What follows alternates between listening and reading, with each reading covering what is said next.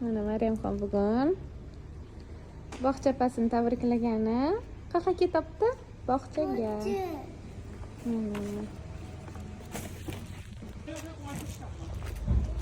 Keyin Muhammad Amin.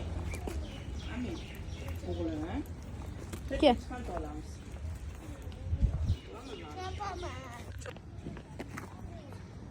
Menga bay qilib qo'y. Maryamxon.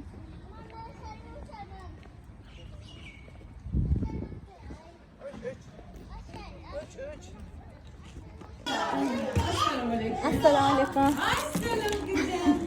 Opa bosyapingni. Yaxshimisiz?